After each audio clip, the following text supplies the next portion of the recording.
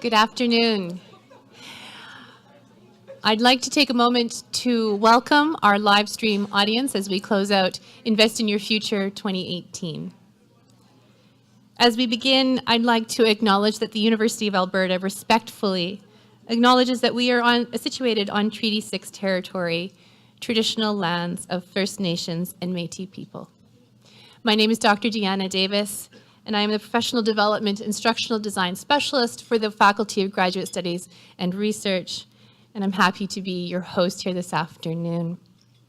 One of the themes that has been emerging over the last 2 days in this conference is the theme of being open to opportunity, to embrace happenstance, and to be flexible. For myself, I have a PhD in historical musicology, and somehow my career has taken me to the Faculty of Graduate Studies and Research, where I work in professional development. But as I have been on that journey, my compass and my value has been my passion for teaching. Our closing keynote speaker has a compass of his own, and it is encompassed in one word, one syllable, and that's yes. Kory Mathewson is a PhD candidate in reinforcement learning at the University of Alberta with the Alberta Machine Intelligence Institute, or AMI. I don't want to steal his thunder, but let me share a few nuggets of what Kory will maybe share with you this afternoon. Consider this a form of foreshadowing. He is an accomplished improvisational theater performance artist. He has interned at a number of prestigious companies, such as Google. His research interests include human-robot interfaces and conversational dialogue systems. Please join me in welcoming Kory Mathewson to the podium for the closing keynote, The Best Career Advice I Ever Got, Say Yes.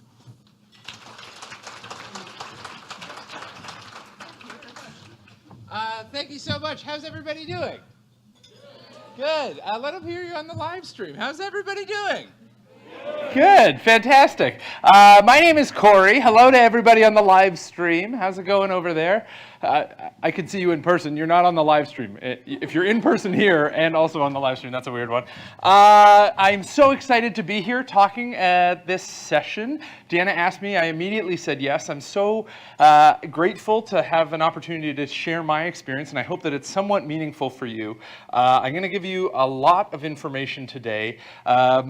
And some of it is career advice that I got, some of it is career advice that I wish I got, and some of it is, not necessarily the best career advice. So we'll see how that goes. Does this work? No. Okay. Can I do that? No. Oh dear. Okay, we got to start again. We'll start the whole thing over again. It's okay, yeah. This is good improvisation. Okay.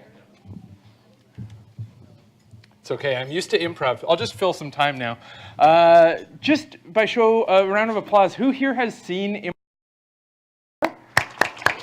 Okay, who here has never seen improv before? Okay, some people. So for the ones that have never seen it, improv theater is the idea of me doing a show with no script, no planning, no rehearsing. We go up on stage and we get a suggestion from the audience and then do a show. It's exactly that. So actually, let's try this. What's your name on the count of three? 1, 2, 3. Jeannie. Okay, that's good. Jeannie, you nailed it. Everyone else was like at least 2 seconds behind, and there was maybe 10% represented. What's your name on the count of three? 1, 2, 3. Yeah. That's good. That's awesome. You did not wait until 3, though. You just said your name right immediately. What's your favorite color on the count of three? 1, 2, 3. Now we're getting it. Okay, cool. So the better the things that are yelled out, the better the show goes. And a lot of that energy is what we feel here in this live situation. Is this working now? I'm going to be your vet. Oh, wonderful. This doesn't work at all? No. Oh, man. What a dream. Okay. So I have 4 goals today. I think it's really important to have specific goals and to share your goals with the people that can help you accomplish those goals. In this situation,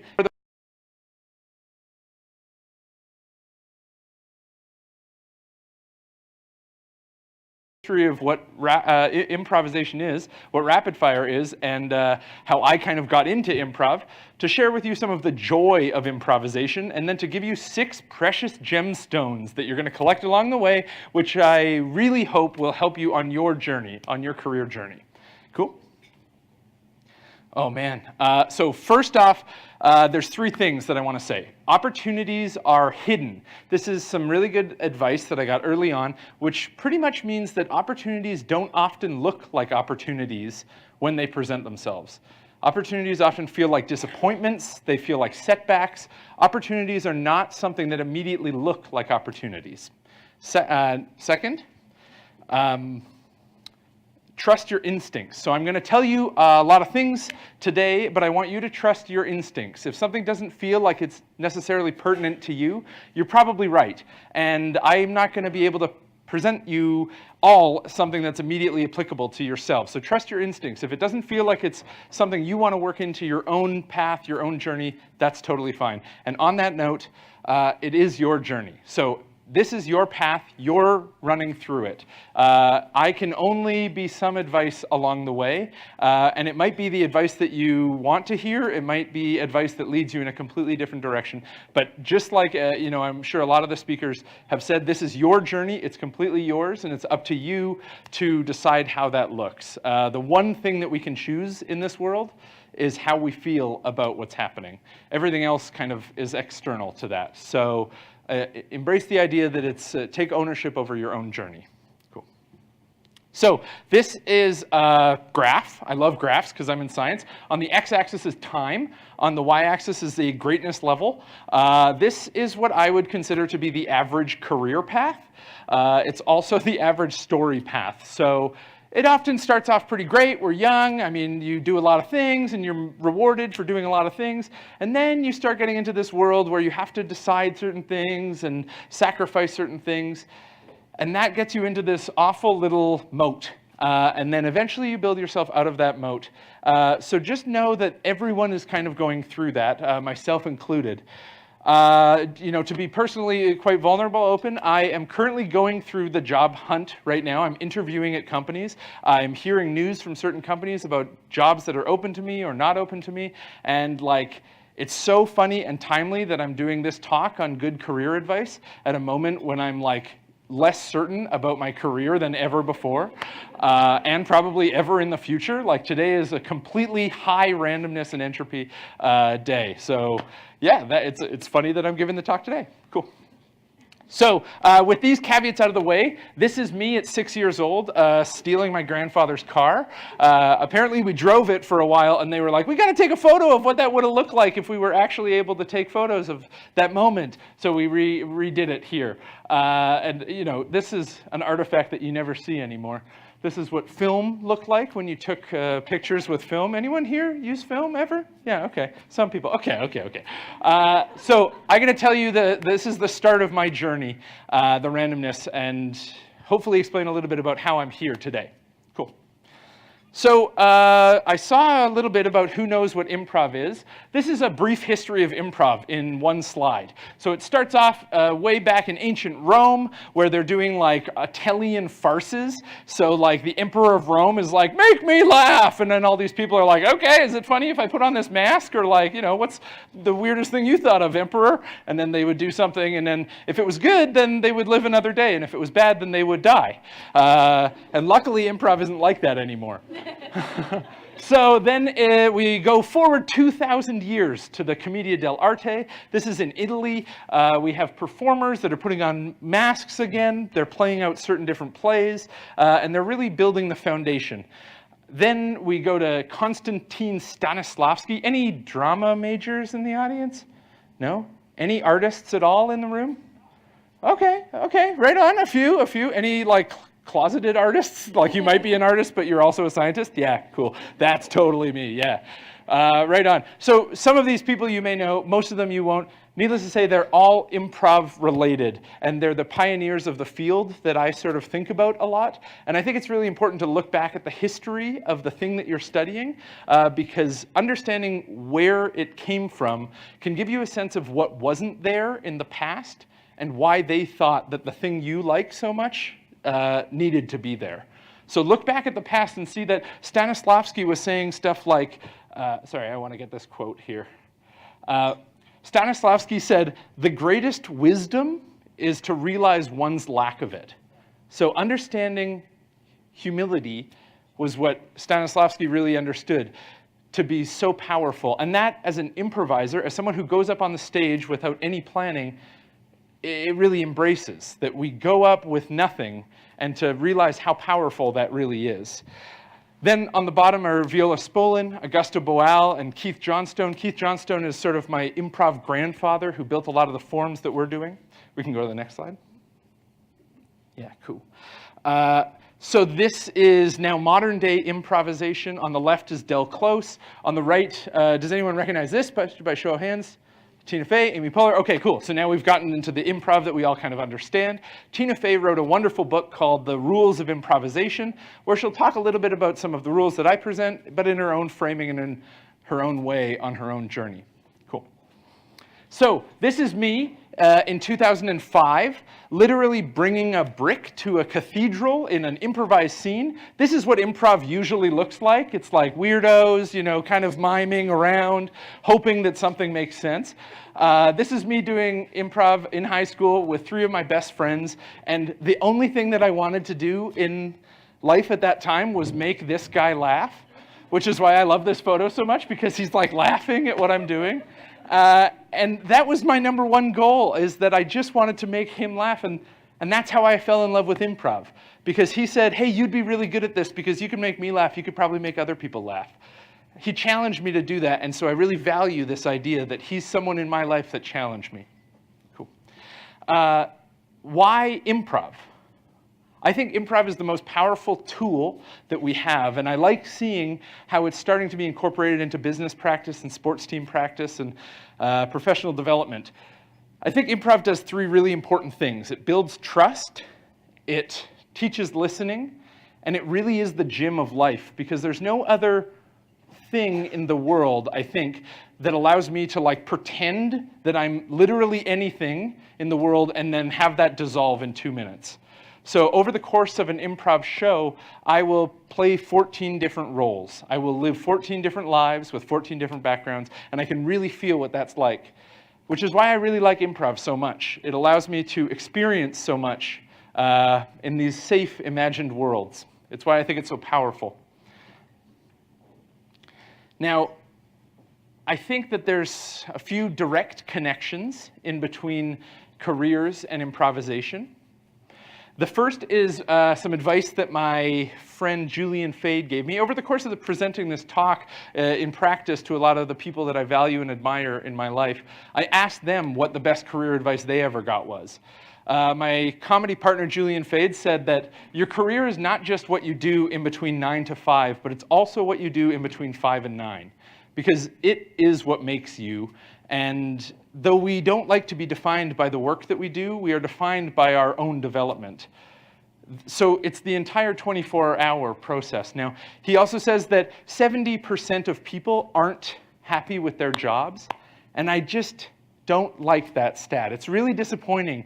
And I know that you know people that complain about their job that are in that 70%, and it's really dismal when you hear them complain about what's going on.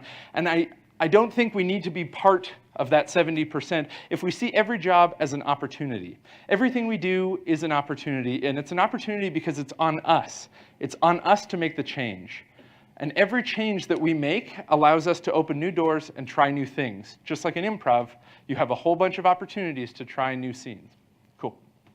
So there are 3 important lessons. If you don't take anything else away from this talk, if you don't write anything else down or tweet anything else out, there are 3 things I want you to take away. It's these 3 important rules of improv, the 3 things that were taught to me on the first day of improv and are still true.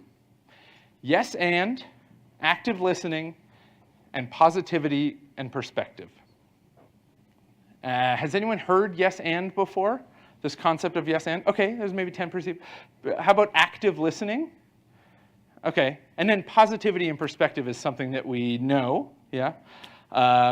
So yes and is this idea that we are bringing certain things to any opportunity, and we should embrace the things that other people bring and expand on them ourselves.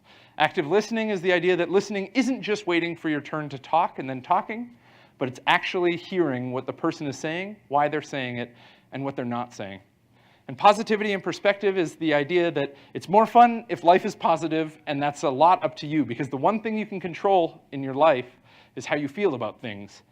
And that means that you can be positive about certain things. Even in the darkest times, you bring a positivity. You can bring that positivity. And your perspective is what's so valuable. When you enter a new opportunity, they're hiring you not because of what was on your resume, but because of what perspective you bring, what you can bring to a company, what you ought to bring, what you hope to bring, the dreams that you have, the moonshots that you think about. Cool. So with these 3 rules, I think we're like well on our way to understanding what improv is. The thing that I like about improv a lot, this is my first artistic director, Jacob Bannigan, sticking out his tongue. And I love photos where someone is sticking out their tongue, because it's like such a weird thing that we don't see in a day-to-day life. Jacob Bannigan gave me really good advice that I'll share with you now. And he sort of said, the best improvisers are the ones that make everyone else look good on stage. And I think that's true about a lot of the things that we do. It's not just improv. The best ones are the ones that make everyone else look good.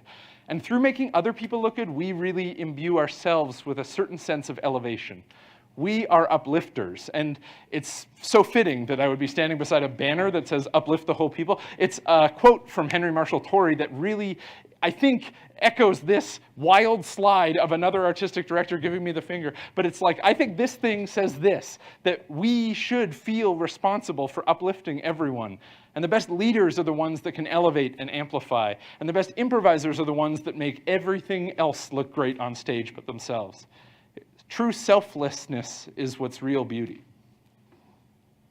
So I went from being this high school student making, wild mime up on the stage to this show where I'm sitting on stage with the Mayor of Edmonton as he's like reading out mean tweets that people have sent him, and we're doing improv based on his mean tweets. And it was an offer that we gave him, and he immediately said yes, thought it would be a wonderful show.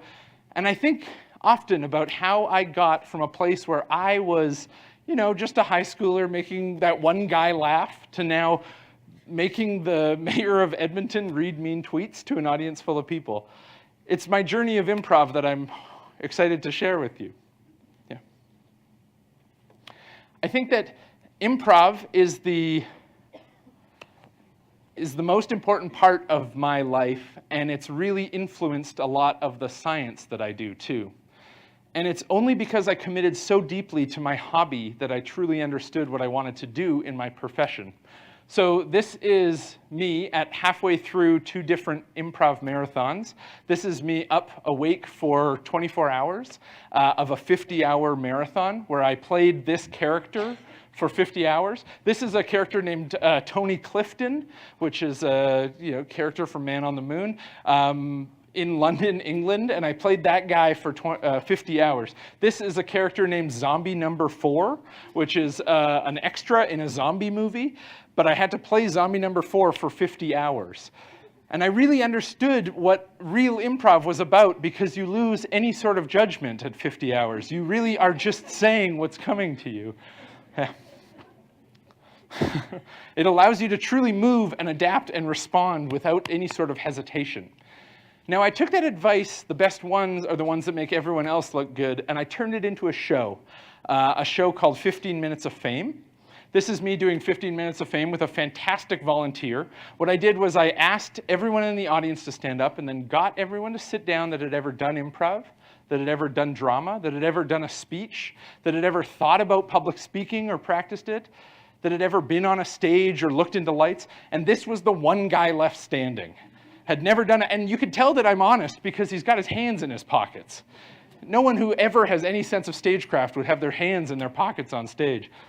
And he went up there and I told him 3 rules. I said, yes and, I said active listening and positivity and perspective. Just whatever's happening, be really positive about it and be really excited about what's going to happen next. And it was a fantastic show, and I realized that it's not hard to make someone else look great. The audience loved him. But they loved him because all he was doing was the 3 rules of improv. He didn't need much more training. Yeah. And I thought, okay, if I can make anyone look good on stage, then maybe I could make anything look good on stage. And I was challenged by my supervisor, my PhD supervisor. He sort of said, okay, where do you want to be at the end of your PhD? And I said, well, I mean, I think it'd be great if there were new algorithms where humans and machines could interact, and it would be this wonderful sort of, delightful PhD where me and a robot could do certain things. And, wouldn't it be wild if I had a show where me and a robot were doing comedy together? But that's probably not PhD work. So what is some science and algorithm? And he was like, wait. That's good. What you just said is good. We should have a show where you and a robot do improv on stage. And I was like, yeah, but it's not improv really because it's science, and it's not science really because it's improv. And he said, no, that's perfect. That's exactly it. That's your perspective on the world. That's exactly what you know most. And he challenged me to do it. So I did. This is me improvising on stage with an AI. This is me in 2016 doing a show called Human Machine, Artificial Improvisation. This is Piggy behind me, a large disembodied face, voice blasted out, and it was a failure. It was a total failure. It was an awful failure. It was completely terrible.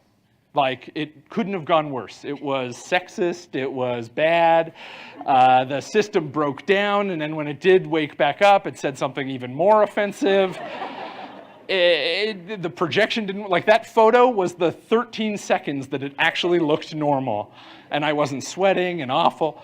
And so I wrote about it. I wrote a blog post about it. I was like, okay, here's the experiment. I was thinking about doing this as an experiment for my PhD. I'm building an artificial improviser. I posted it up on my blog, and I didn't think about it again for a while.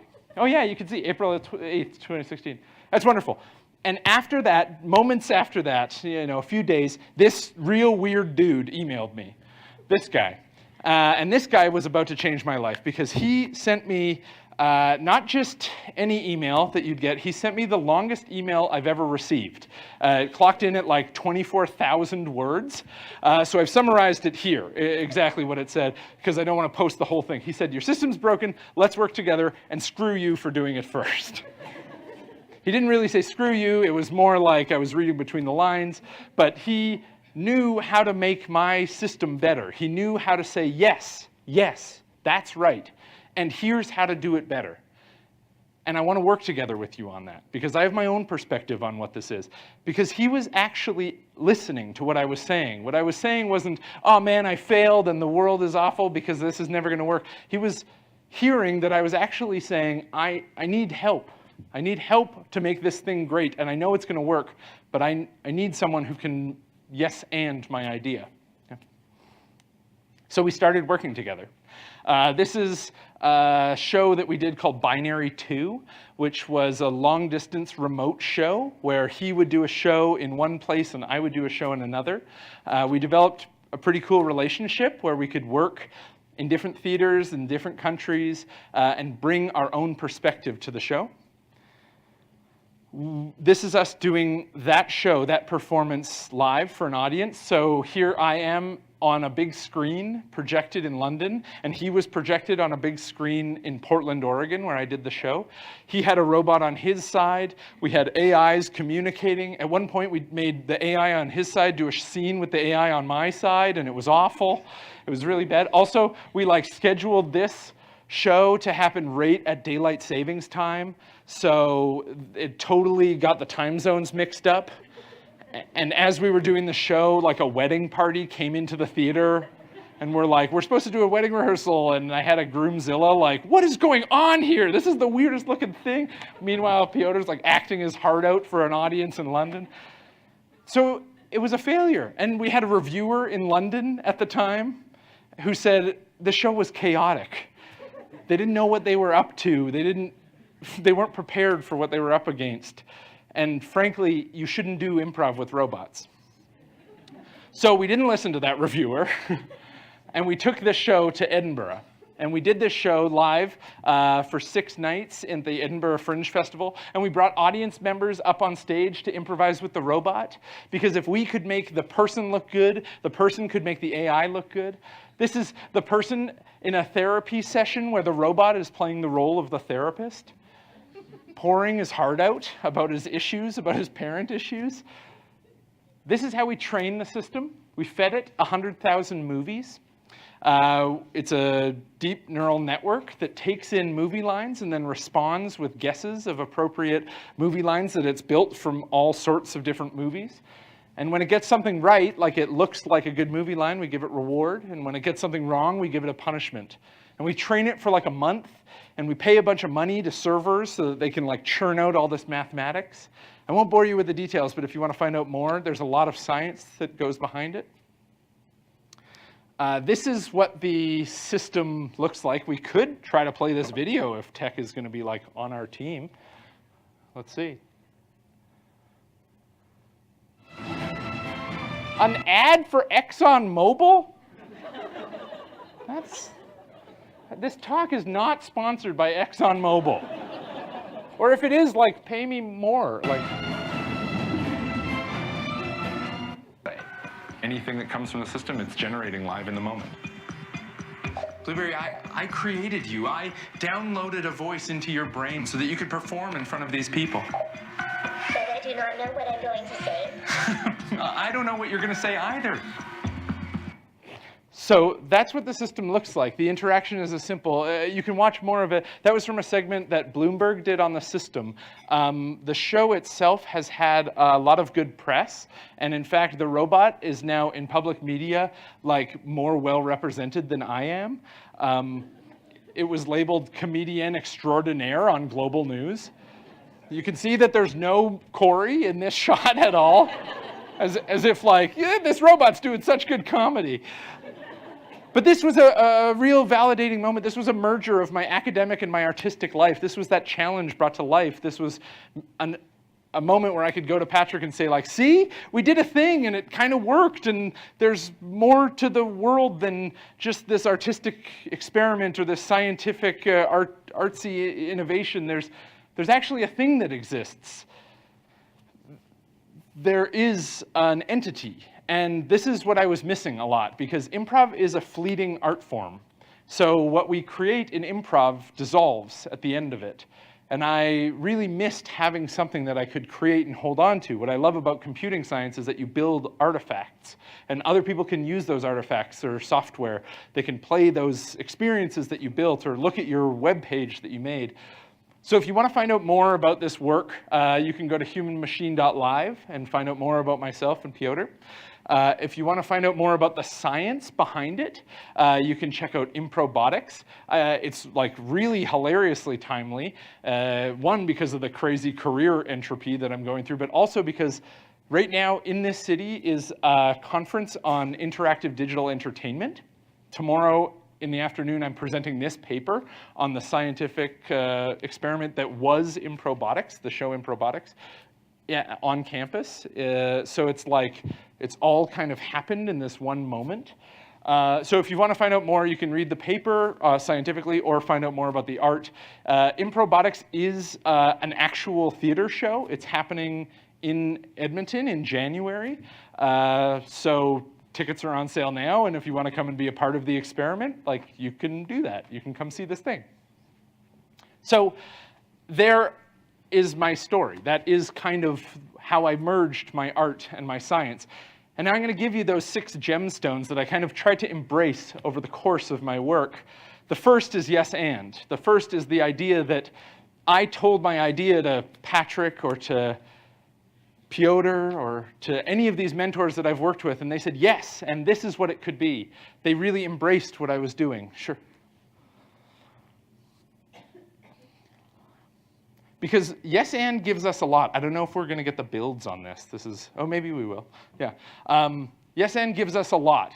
Yes and gives us a way to create together. We get non-judgmental ideation.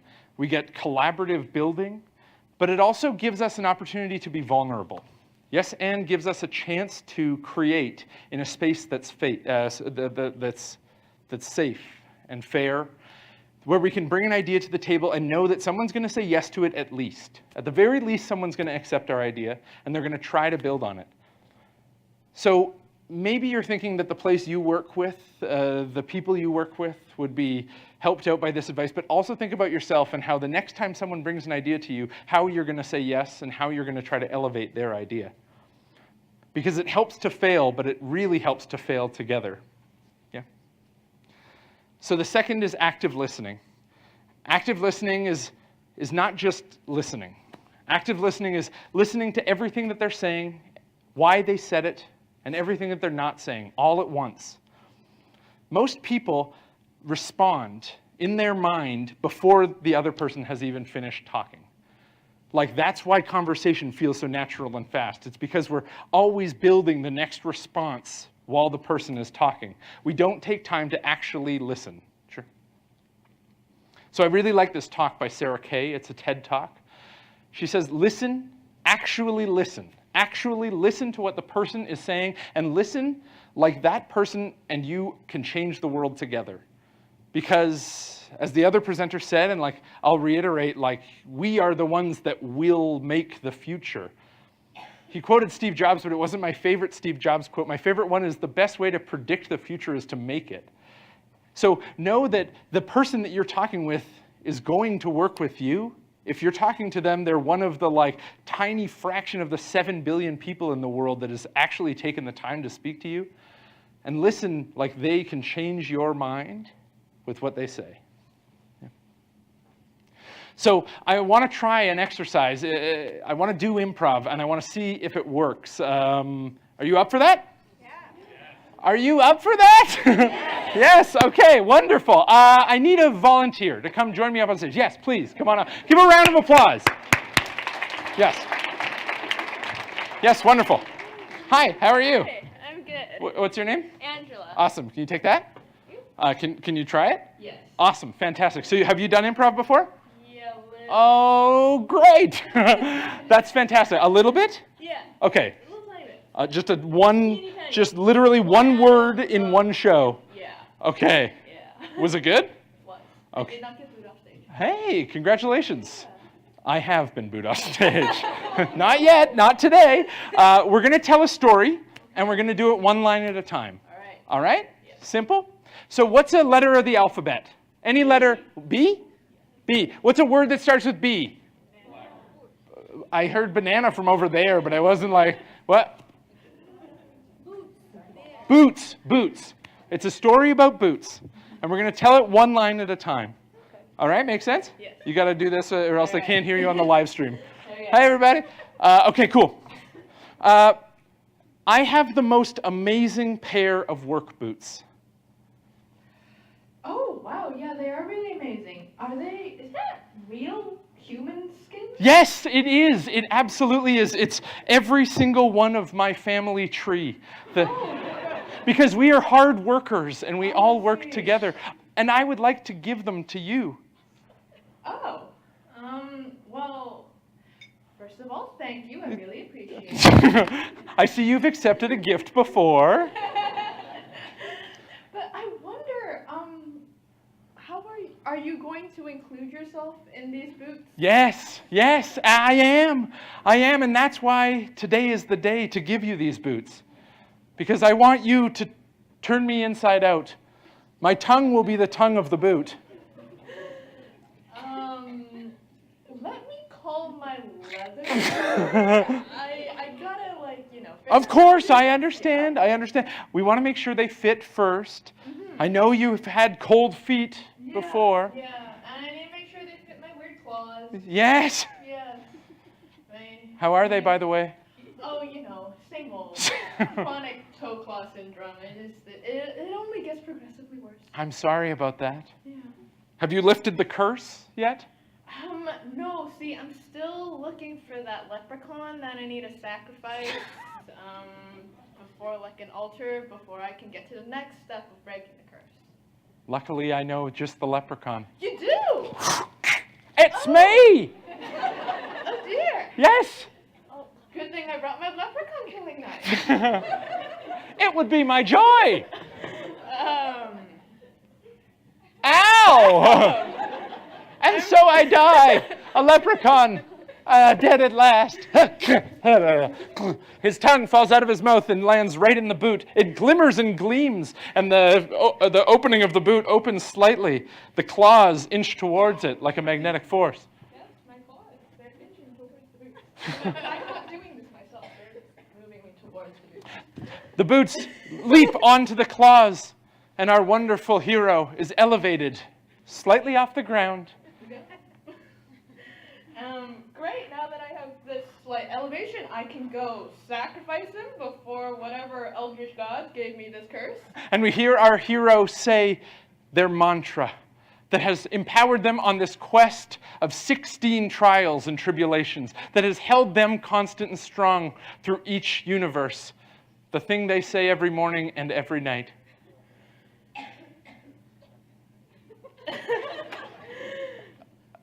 Gee, I sure had a great day today. Okay, give it up for our wonderful volunteer. Thank you so much. Thank you. That was great. What a mantra. What a mantra. Gee, I sure had a great day today as you wake up in your own bed. That's fantastic. Thank you so much. Give it up once again. That was awesome. We didn't need anything. All we needed was some inspiration, and we were able to build something together. And there's a really nice thing that happens there. If you've never seen improv before, and that was the first time, you saw that there's a trust, that I trust the performer I'm working with, and they trust me, that anything I say is going to be right and fine, and we're going to be able to build together. And that's what yes and active listening do. It means that I'm listening because everything they say might change the universe that we're in. I didn't know there were leprechauns until there were, and that was the solution to the problem that we were working with. Cool. Positivity and perspective. So this means that next time someone brings an idea to you, like maybe someone asks you to come up on stage and do improv with them, you bring excitement, you bring joy, you bring energy, you bring positivity to that. But you also bring yourself. Be honest and be true, and don't sacrifice yourself for what it might be. Yeah? So me as an improviser, I've worn a bunch of masks in my life. I've been a bunch of roles, and through that I've got to understand a lot of characters. I've got to understand character motivations and why people do certain things. And one of the things that I've realized is that improvisers are really good at empathy. I'm really good at understanding other people and specifically how they feel, but mostly in improvisation, not in the real world. And this allows me to build influential positivity with them. And it's something that improv can teach anyone. It's something that you can build. Improv is the gym of life, and these are muscles that you can develop over time.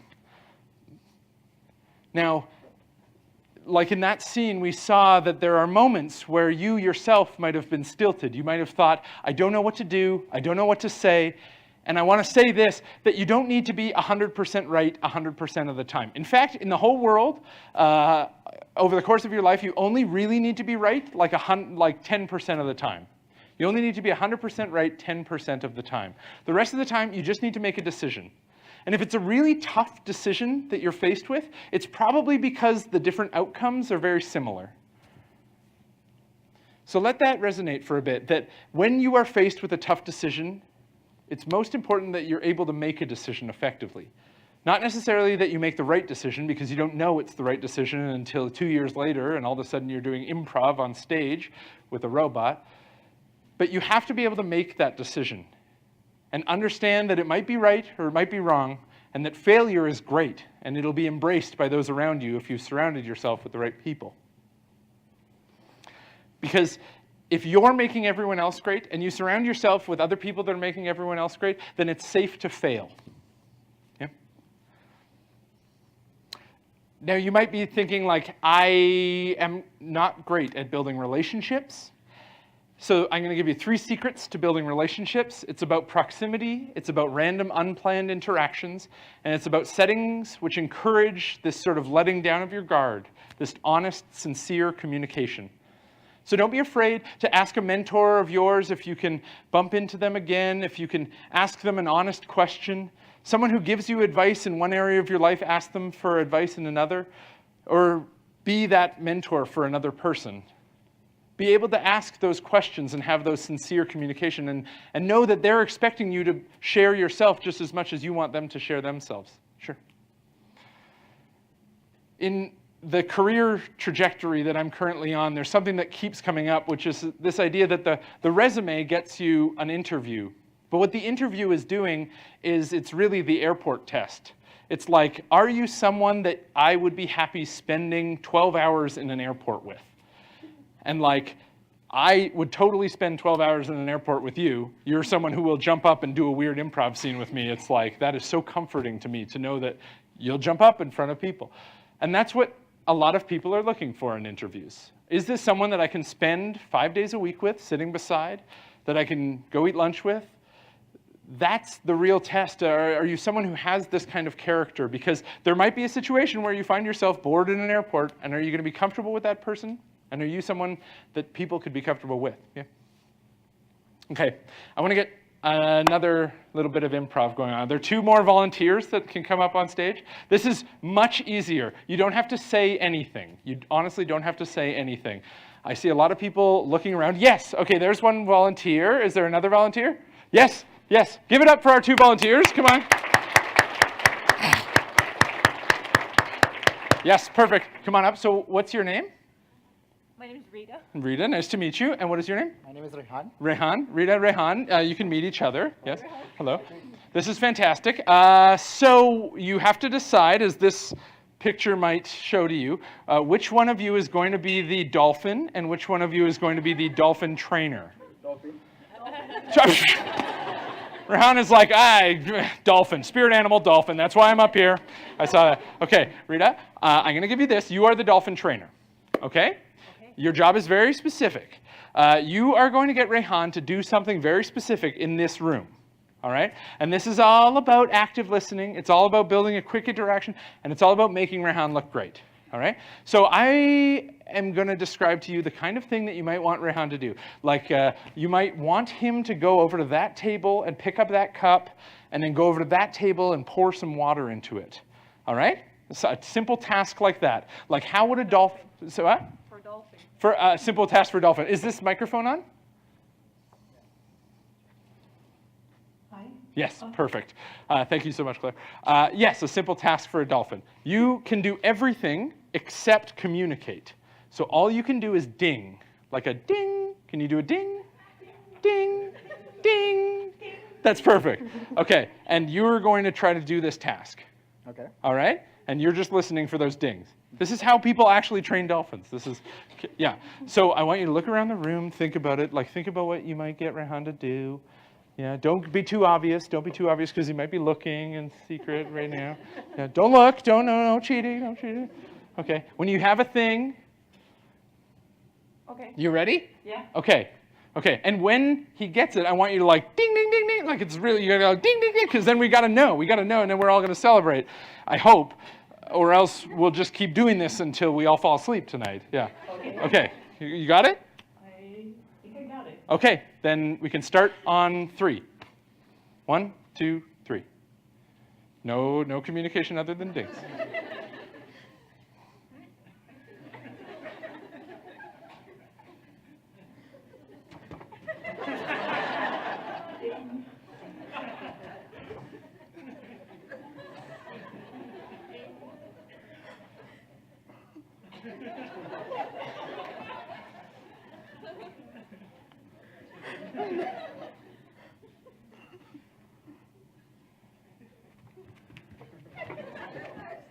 Ding. Ding, ding, ding.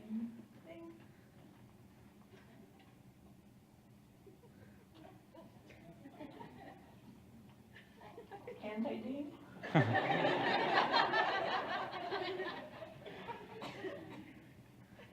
Ding, ding, ding, ding, ding, ding, ding.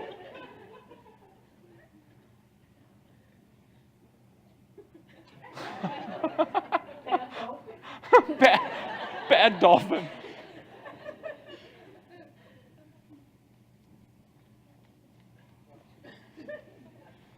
Ding.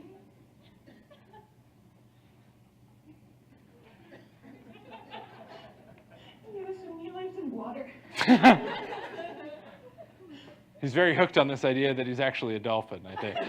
Rehan is fantastic as an improviser. He's like, dolphin, I got this. A dolphin friggin' goes water-based. At this point, Rehan is completely out of ideas. Not getting dinged. No. Not getting ideas.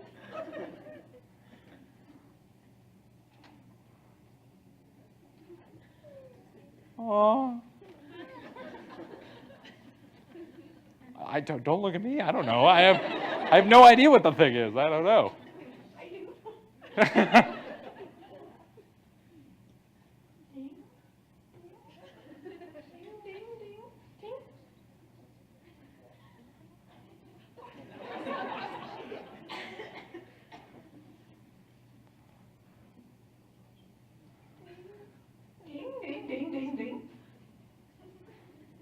So Rehan, go back to the moments when you're getting dings. You're just about went back to your chair. That's it. Yeah, no, you're in this. You are in this. Go back to the moments when you're getting dings.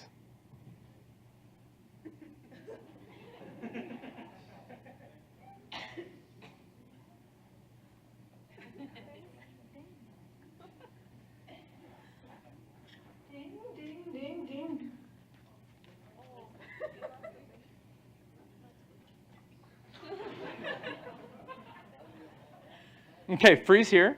Freeze here. This is really good. Who here thinks that they could be a better dolphin than Rehan? Yeah, everyone's laughing at it, but it's like, I don't want to be me. I don't want to do that. You're doing really good. You're the best dolphin in the room, according to the room. You're doing great, too. You're both doing really good. You're just like, I know. Yeah, no problem. Go to the moments when you're getting a ding. Keep searching around those moments. Listen to when the dings are happening and when they're not happening. Ding, ding, ding, ding, ding.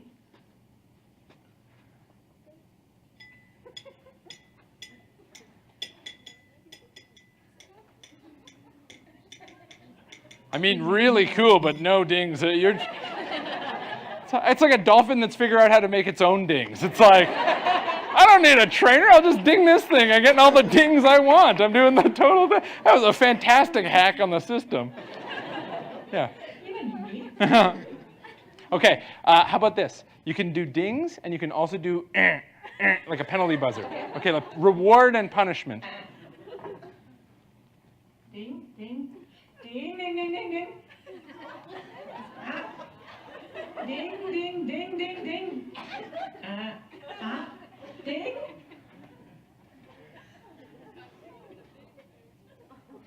Ding.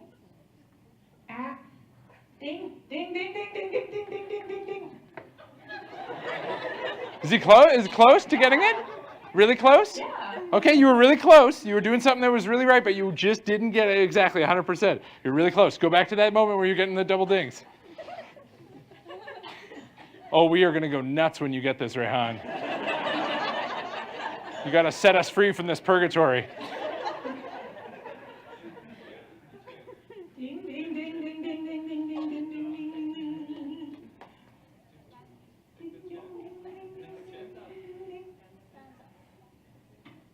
Ding, ding, ding, ding. Ding. Okay, freeze there. Who thinks they can be a better dolphin than Rehan at this point? Yes? Yes, you? A brave soldier? Please tag out Rehan. Give it up for Rehan, our wonderful dolphin.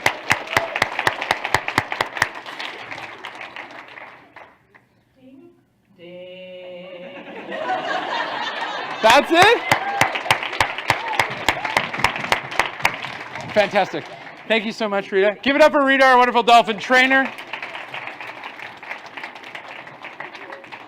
So I like dolphin training a lot because it is an exercise that shows you that you can be positive, have perspective, be yes-anding the whole time, but it's also about active listening. And it also shows this wonderful moment of like, sometimes it's really hard to see things when you're deep in it. It's really hard to know what you've done or what you haven't done. And so it's easy for someone to come in and be like, oh, this is how you should do it. This should allow you to ask for feedback and know that sometimes you're too deep in something and you've just been following those dings and buzzes and maybe you need an external collaborator. Yeah.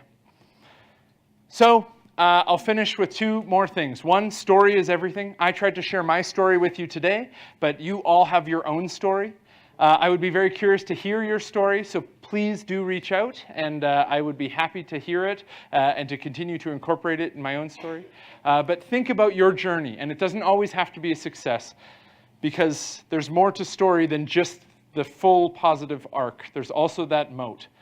Stories are often described by these things in improv. You want setting, characters, relationships, but you also have conflict, stakes, and resolution. And that challenge is what we really look for when we're telling improvised stories. And it's also what we should allow ourselves to get into in our own lives. We shouldn't be afraid of failure, of conflict, of challenge, because those are the moments when we really define our story.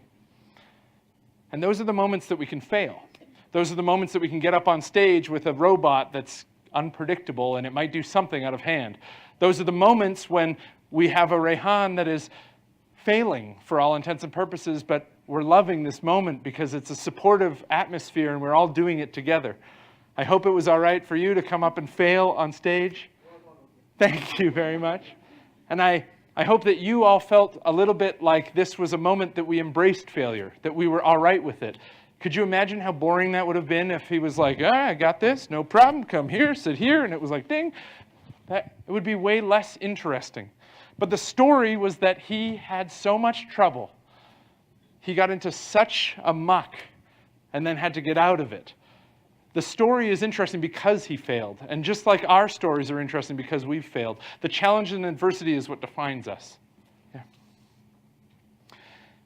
This is what success should look like, might look like, and this is what it actually does look like.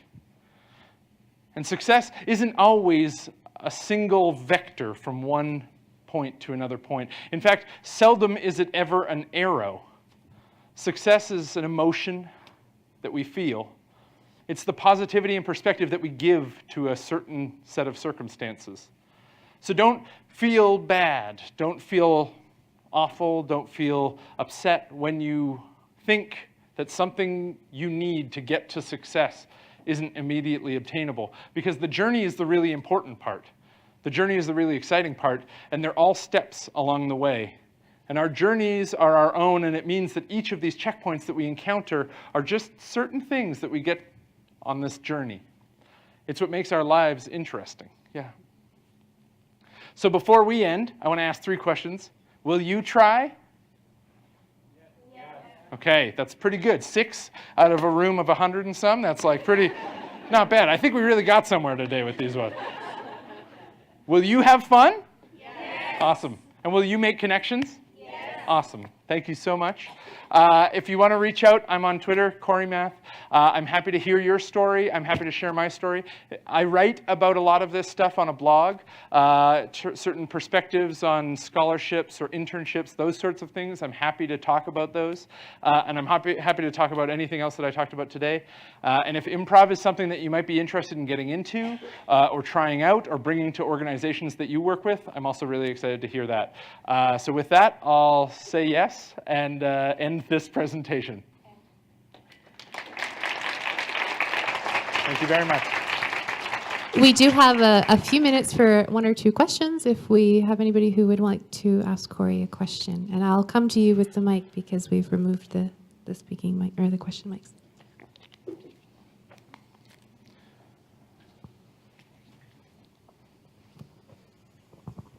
Hi, Kory. Hi, how are you? Great. It's good to see you. What is your life's favorite failure?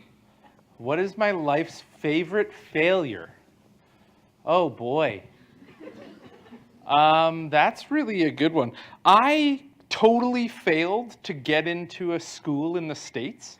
I wrote an SAT. I really was excited about going and studying at MIT, and I failed completely at it. And it's been the best thing that's ever happened to me. I've been asked to come and speak there. I've been asked to visit. I've been asked to be a part of it. So I've gotten that experience, but man, did I fail at doing that. I wasn't even close. I was really far off.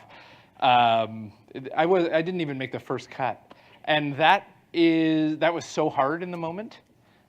So favorite is weird because it's like funny to think about something that was so painful, but at the same time so helpful. But yeah, boy, am I glad I didn't go to the States. I would have been so much more in debt too. That school's so much more expensive down there. Yeah. I was wondering for your improv AI Blueberry. Yeah. Can it construct jokes from scratch, or does it only have a preset list that it can select from? And also, what is your end goal? What is your end goal for your for Blueberry? What do you want it to do at the end of your PhD that it can't do now? Yeah, good question. So it can construct sentences word by word. So it comes up with new sentences that have never been in movie dialogue before. But the probability of it hitting a really good joke is like really, really low.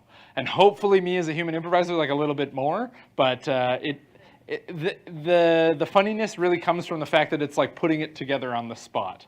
It doesn't have this like sense of humor or wit that it's trying to like construct, meticulous puns or that sort of thing. And your second question was, what do you want the system to do? What is the end goal that it doesn't do now that you want it to do by the end of the PhD? And I like to say that my life's work will be truly complete when I have 2 AIs that are on stage performing a comedy show for an audience that's full of AIs. And humans don't even need to be a part of the action at all. We could just like peek in and be like, oh, that's a weird room. I'm gonna go see humans do human things. Because I think that really is like, I don't want to replace any part of the human in the interaction. I think these are tools or instruments that enable artists, human artists and storytellers, to tell more interesting stories. So I view this work as kind of like the development of an electric guitar. I would love to see an artist pick it up and tell stories in an interesting way they weren't able to before, play songs they weren't able to before. Like there wouldn't be a Jimi Hendrix if someone didn't build an electric guitar over the acoustic guitar. Yeah. Thank you for the great talk.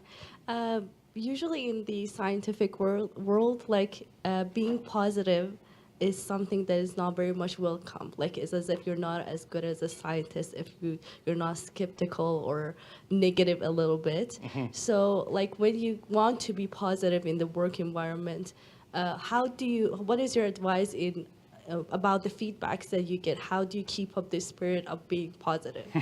That's a really good question, and something that I've come head to head with in the science world. My brother is a pure scientist and is someone who understands that negativity and it is really critical. And I think that criticality is embraced in science much more than positivity is. But the way I see it is that criticality is easier. It's easier to be negative. It's easier to not believe unless there's enough evidence to believe. It's harder to say, yes, if that's true, then what else is true? If I'm going to take time and effort and devote my understanding to why you might be saying what you're saying, I think there's a more deep understanding that you can build shared together. And that, I think, is an even more relevant scientific pursuit, that you can actually build an understanding, a shared understanding, rather than just saying like, nope, your hypothesis is good, but the data doesn't support it, so no, it doesn't work. But rather take the stance of, yeah, that's an interesting hypothesis. Yes, if that is true, then what else do you expect to be true? What assumptions have you made? Let's keep building this world. And allows you to be more imaginative and constructive in your science, as opposed to reductive or critical. That's a good question. I have a question. Cool. One of the things that has struck me about following you over the last couple of years is that you haven't just said yes in your improv life. You've said yes to many opportunities outside of your program. An internship at Twitter, an internship at was it LinkedIn, and not LinkedIn. Not LinkedIn. Okay. Apple, Google. Yeah. So maybe if you could just talk for a moment about taking sort of what might be perceived as departures. Yeah. And how that has contributed to this perspective that you bring. Sure. I did my undergrad at the University of Alberta, I did my master's at the University of Alberta, and I did my PhD at the University of Alberta. And that's like a really big no-no in science. Like you might have heard that you should do it at different institutions and diversify. So my goal was to diversify as best as I could on the research labs that I could work on And that meant seeking out opportunities very deliberately and trying to build those opportunities for myself. But it also meant that I took some chances. If I was given the chance again to go work at Apple, it's not something that I would have said yes to, but I did because I wanted to see what that experience was like. I said yes to it, and I learned a lot about what I might want to do and what I might want not to do because of it. And I think that it takes a lot of effort to put yourself out of a comfort zone and to change the research lab that you're working with or to change your trajectory. But it also gives you a really good perspective in the same way that improv allows you to live an imagined life for 1 minute scene or 15-minute scene or 50 hours if you're zombie number 4. Doing an internship allows you to live a completely different life for a short period of time.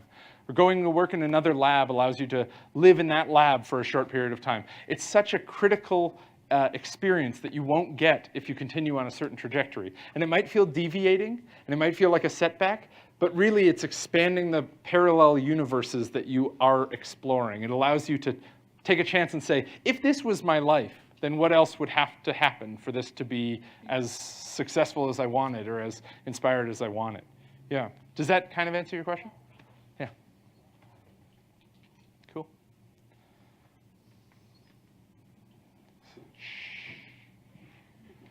Let's give Kory a hand. Thank you very much. I appreciate it. Yeah. Thanks. Can I steal one of these?